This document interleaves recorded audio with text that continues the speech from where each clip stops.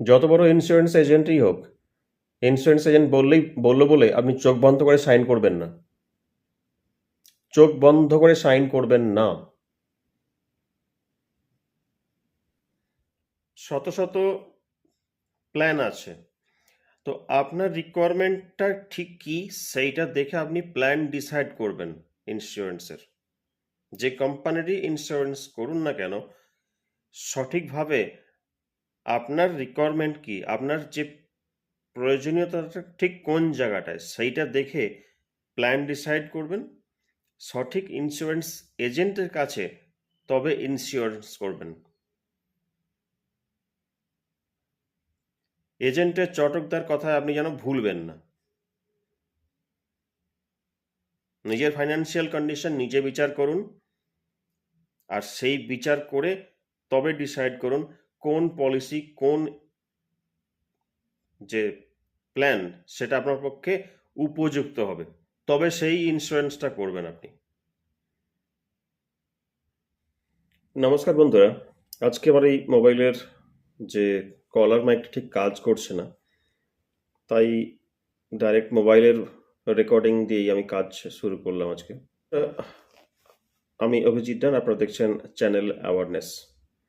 তো সচেতনতামূলক যে বার্তা নিয়ে আমার চ্যানেলটি শুরু করার উদ্দেশ্য, এই আজকের ভিডিওটি হচ্ছে কিছু ইন্স্যুরেন্স এজেন্ট এর সম্বন্ধে। এই অভিজ্ঞতার সম্মুখীন বহু ক্ষেত্রেই হতে হয়, সকলকেই হতে হয়। ঘটনাটা হচ্ছে যে আপনার পরিবার, আপনার যে বন্ধু বান্ধব সার্কেল, আপনার যে অফিসিয়াল বা আপনার যে ব্যবসায়িক বা যে কোনো কর্মক্ষেত্রে যে আপনার পরিচিত ব্যক্তিরা থাকেন, তাদের মধ্যে কেউ না কেউ ইন্স্যুরেন্স এজেন্ট হন। তো এমনও ব্যক্তি আছে যাদেরকে আপনি ঠিক মুখ এড়াতে পারা যায় না। তো ওনারা আপনাকে বলবেন যে একটা ইন্স্যুরেন্স বা এরকম কিছু ফিউচারের কথা প্ল্যানিং বলবে, বিভিন্ন রকম। তো এই ক্ষেত্রে কিছু এজেন্ট আছে যারা বলবে যে শুধু সাইনটা করে দে না, বাকি তো আমি দেখে নেব, শুধু সাইনটা করে দে। তো এই যারা যেটা বলে এটা, তারা কি সত্যি এজেন্ট, একটা ইন্স্যুরেন্স অ্যাডভাইজার? 20 বছর পরে আপনি কোথায় থাকবেন, 20 বছর পরে আপনি কি করবেন, 20 বছর পরে আপনি কত টাকা রোজগার করবেন, সেটাকে আপনার কোনো একটা ইন্স্যুরেন্স এজেন্ট বলে দেবে? আপনি নিজে পারবেন না ক্যালকুলেশন করতে? হয়তো তার কোম্পানিটা সঠিক, কিন্তু তাকে সঠিকভাবে না বুঝিয়ে, তাকে সঠিকভাবে না জানিয়ে, তার মধ্যে একটা প্রেশার ক্রিয়েট করে, অথবা একটা মানে অনেক সময় দেখা যায় তার কথাবার্তার যে একটা এমনই সেলস টেকনিক থাকে, তাদেরকে ট্রেন করা হয় যাতে করে সে যে যার সামনে সে তাকে প্ল্যানটা শো করবে, তার মনে হবে যে এই প্ল্যানটি হচ্ছে পৃথিবীর সর্বশ্রেষ্ঠ ইন্স্যুরেন্স প্ল্যান, এর বাইরে কিছু হতে পারে না।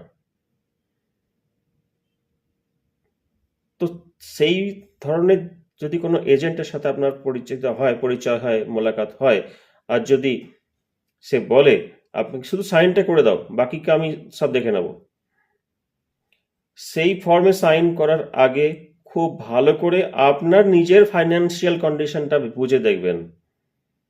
সে আপনাকে কি বোঝাচ্ছে, সেই বোঝানোটার আগে আপনার ফাইন্যান্সিয়াল কন্ডিশনটা সেটা বিচার বিবেচনা করে দেখবেন, তারপরে ইন্স্যুরেন্স করবেন। যে প্রিমিয়াম আপনি ভরতে চলেছেন, সেই প্রিমিয়ামটা আদৌ আপনি প্রতি বছর সঠিকভাবে ভরতে পারবেন তো? সেই কোশ্চেনটা আগে আপনি নিজেকে করবেন। এত টাকা আপনি মাসে ভরবেন, এত টাকা রিটার্ন পাবেন, সেই একটা ফানুস তৈরি করাতে হয়। সেই ফানুসটাতে আপনি আটকে যাবেন না।